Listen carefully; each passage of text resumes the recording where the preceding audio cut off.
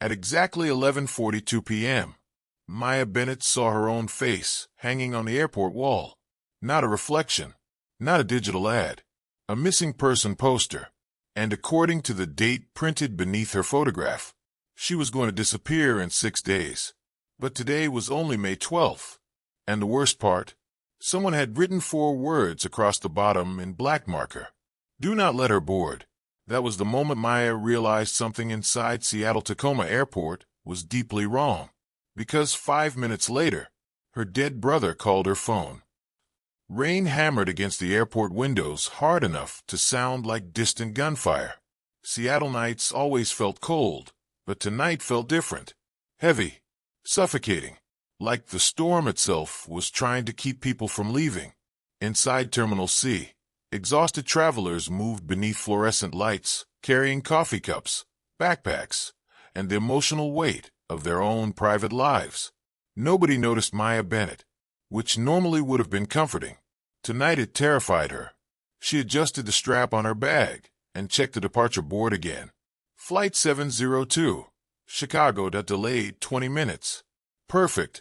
Another delay in a life that already felt stuck. 3 weeks earlier, Maya's younger brother Liam had died in what police called a drunk driving accident outside Tacoma. Since then, grief had quietly infected every part of her life. She stopped answering calls, stopped sleeping properly, stopped recognizing herself in mirrors. Even simple things felt distant now. Conversations, food, music, reality itself sometimes felt slightly out of focus. This Chicago business trip was supposed to help reset her mind. Instead, it became the worst night of her life. Maya walked toward a coffee stand near Gate 14 when something on the far wall suddenly caught her attention. A missing person poster. At first she barely glanced at it. Then she froze. The woman staring back from the paper was her. Same eyes. Same scar beneath the chin. Same dark coat folded inside her suitcase. Maya slowly approached the wall. Her heartbeat became painfully loud. The poster looked freshly printed. The photograph showed her standing somewhere inside the airport. Below it were the words, Maya Bennett, missing for 6 days. Last seen, Seattle-Tacoma Airport. Terminal C. Her breathing stopped. Today was May 12th. But according to the poster, she disappeared on May 18th. 6 days in the future. Passengers walked around her completely unaware while Maya stared at proof that something impossible had already happened. Then she noticed a sentence written across the bottom in black marker. Do not let her board the flight. Not don't board. Not avoid the plane. Do not let her board. As if somebody already knew she would try. As if somebody was watching. Maya sat near Gate 14 pretending to scroll through her phone while panic slowly spread through her chest. Maybe it was a prank. Maybe another Maya Bennett existed somewhere. Maybe grief was finally breaking her mind apart. She opened the camera app and snapped a picture of the poster. The screen glitched violently, then changed. For less than a second, the image became airport security footage. A long maintenance hallway, dark, empty, and standing at the very end was Maya herself, staring directly into the camera, motionless. The image vanished instantly. Maya dropped the phone onto the floor. A nearby passenger looked over. You okay? Yeah. Maya lied quickly, but her hands wouldn't stop shaking. Then her phone rang. Unknown number. She answered slowly. Static filled the line. Soft breathing. Then a distorted whisper. Don't get on the plane. Maya stood immediately. Who is this? If you board Flight 702. The voice crackled. Everyone dies. The call disconnected. Maya stared toward the boarding gate. Passengers continued lining up peacefully, while flight attendants smiled politely beside the scanner. Nobody looked afraid. Nobody looked suspicious. Everything appeared painfully normal. And somehow, that made things even worse. The farther Maya walked through Terminal C, the stranger the airport began to feel. Small things no longer made sense. The clocks near Gate 12 displayed different times. A television repeated the same weather segment 3 times in a row. A crying child suddenly stopped mid-scream and stared directly at Maya as she passed, almost like he recognized her. Then she noticed something else. People near Gate 14 avoided eye contact completely. Not just with her. With everyone. Passengers sat silently beneath the flickering lights, staring at nothing. No conversations. No phones. No movement. It felt less like an airport gate, and more like a waiting room. Maya approached a middle-aged man reading a newspaper.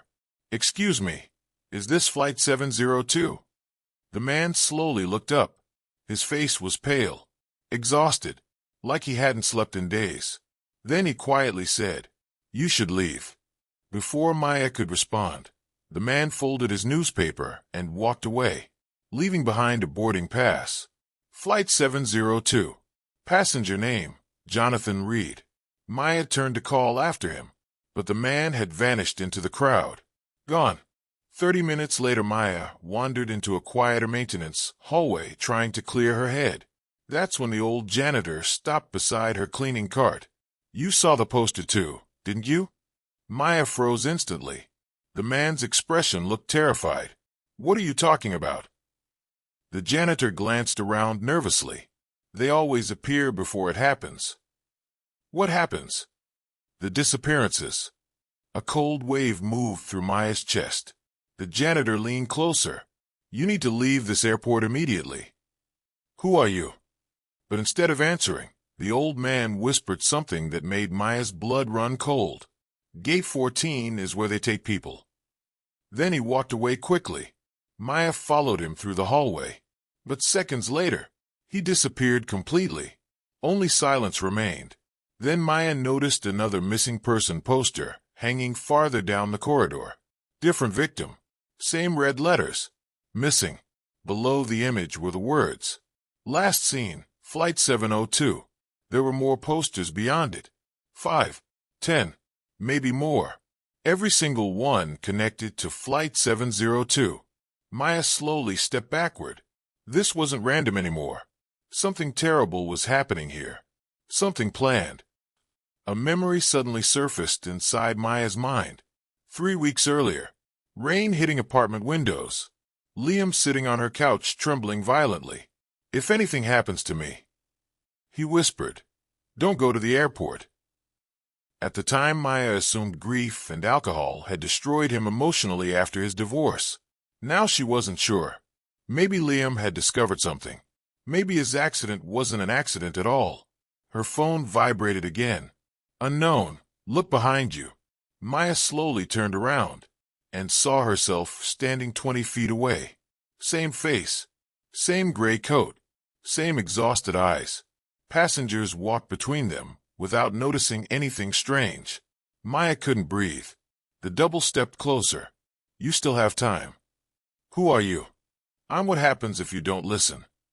Tears filled the woman's eyes. "If you board that plane, they'll erase you too." "What does that mean?" The double looked terrified. "They don't kill people here." She paused. "They replace them." Before Maya could ask another question, airport alarms suddenly exploded overhead. Red emergency lights flooded the terminal. Passengers screamed while security officers rushed through the crowd. Maya looked back toward her double. Gone, as if she had never existed. Then a nearby emergency door slowly opened by itself. Inside was darkness. And somehow, Maya knew she was supposed to follow it. The hallway beyond the door descended deep beneath the airport. The farther she walked, the colder the air became. Finally, she reached a locked metal door labeled Archive Level. The door stood slightly open. Maya pushed it slowly. Inside were shelves. Hundreds of shelves.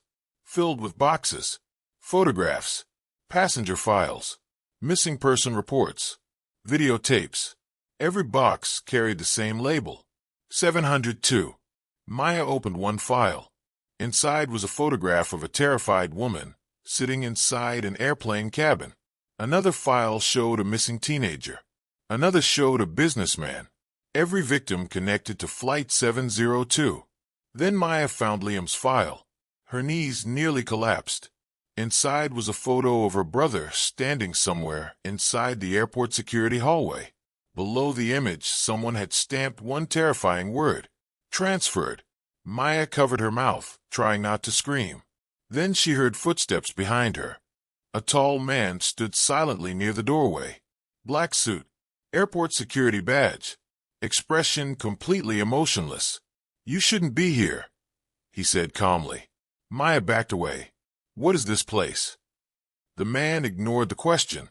Instead, he looked almost sympathetic. "Most passengers never remember seeing the posters." "What are you talking about?" "Your mind is resisting the transition better than most." Maya's voice trembled. "Where is my brother?" The man remained silent for several seconds, then finally answered, "Not here anymore." Maya grabbed a metal flashlight from the table. "Stay away from me." But the man didn't move. "Flight 702 doesn't transport passengers," he whispered. "It transports versions." The lights flickered overhead. "You were never supposed to notice the overlap." Maya's chest tightened painfully. "Overlap." The man slowly smiled. "There are places where reality becomes unstable. Airports are one of them." Maya stared at him in horror. "You sound insane." "Maybe." He tilted his head slightly. "But deep down you already know this is real." The lights suddenly went out. Darkness swallowed the room instantly. Then Maya heard whispering. Hundreds of voices. All around her. Passengers. Crying. Begging. Then one voice rose clearly above the others. "Liam." "Maya. Run." Maya sprinted through the hallway, while alarms screamed overhead. The airport above had descended into chaos. Security officers flooded the terminal. Passengers shouted in confusion. Boarding announcements echoed repeatedly. Final call for Flight 702. Maya reached Gate 14 just as passengers began boarding again. Then she saw them. The same pale expressions. The same emotionless faces. Nobody spoke. Nobody smiled. They walked toward the aircraft like sleepwalkers. Maya suddenly realized something horrifying. Many of them weren't real passengers anymore. They had already been replaced. Then her phone rang again. Unknown number. She answered while running. This time, it was Liam. Actually Liam. Crying. Maya listened carefully. The signal crackled violently. "They can only take you if you board willingly." Maya stopped breathing. "What are they?" "I don't know." Behind Liam's voice, Maya heard airplane engines and people screaming. "You have to leave now." "Liam, where are you?" But the call suddenly distorted, then disconnected forever. At 12:16 a.m., Maya walked out of Seattle-Tacoma Airport without boarding Flight 702. Rain poured heavily outside, while taxis disappeared into the darkness beyond the terminal. For the first time all night, Maya felt slightly safe. Then every phone inside the airport suddenly vibrated at once. Passengers screamed. Emergency alerts flashed across giant monitors. Flight 702 lost from radar. No distress signal received. No wreckage found. The aircraft vanished somewhere over Montana. Completely. Officially. The flight never landed. But that wasn't the part that haunted Maya most. 3 days later, she received a package with no return address. Inside was a photograph, taken from inside an airplane cabin. Passengers asleep. Cabin lights dim. And near the emergency exit, Maya sat staring directly into the camera, wearing the same gray coat. Below the image, someone had handwritten 4 words. "You were supposed to be here." Her hands trembled violently. Then she noticed something else hidden in the reflection of the airplane window. Another face staring back from outside the aircraft. Liam, smiling. And behind him, hundreds of other passengers, watching silently from the darkness. Some flights disappear forever. Some passengers are never found. And sometimes, the scariest thing isn't dying. It's discovering that somewhere, another version of you already did. If you enjoyed this psychological thriller story, subscribe to Blackwood Files for more cinematic suspense stories, disturbing investigations, impossible disappearances, and dark late-night mysteries designed for headphone listening. And remember, if you ever see your own missing poster somewhere, Do not board the flight.